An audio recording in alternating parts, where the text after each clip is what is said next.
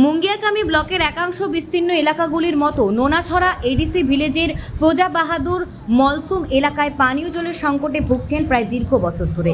উল্লেখযোগ্য এলাকা যার নাম প্রজাবাহাদুর মলসুম পাড়া। এই এলাকার বেশিরভাগ পরিবারই ঝুম চাষের উপর নির্ভর করে জীবন জীবিকা নির্বাহ করে আসছে আদিকাল থেকে। বিস্তীর্ণ এলাকা জুড়ে প্রায় 50 পরিবারের বসবাস। এখনও সেখানকার বিস্তীর্ণ এলাকার মানুষ জলকষ্টে ভুগছেন বলে অভিযোগ করেন জানান গিরিবাসীরা। এলাকায় পানীয় জলের স্তর কোনো কালেই ঠিকঠাক ছিল না। যতদিন যাচ্ছে সমস্যার তীব্রতা আকার ধারণ করছে।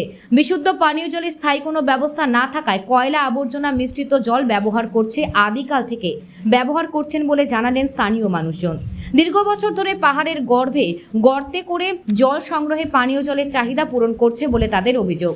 বিশুদ্ধ পানীয় জলের ব্যবস্থা পৌঁছে দেওয়ার জন্য দিনে একবার করে গাড়ি যোগে জল সরবরাহ করা হয়, কিন্তু 1 থেকে 2 দিন বাদে জল দেওয়া হয় বলেও স্থানীয় মানুষের অভিজ্ঞতার কথা জানান। এলাকার পাইপলাইনের মাধ্যমে কিছু ব্যবস্থা থাকলেও তাতে সবসময় জল পাওয়া যায় না।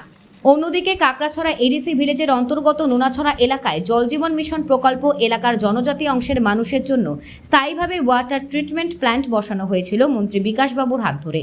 কিন্তু ওই ওয়াটার ট্রিটমেন্ট প্ল্যান্টটি উদ্বোধন হওয়ার পর 3 দিন জল সরবরাহ করা হয়। এরপরে ওয়াটার ট্রিটমেন্ট প্ল্যান্টটি মুখ থুবড়ে পড়ে যায় বলে অভিযোগ স্থানীয় জনজাতি অংশের মানুষদের।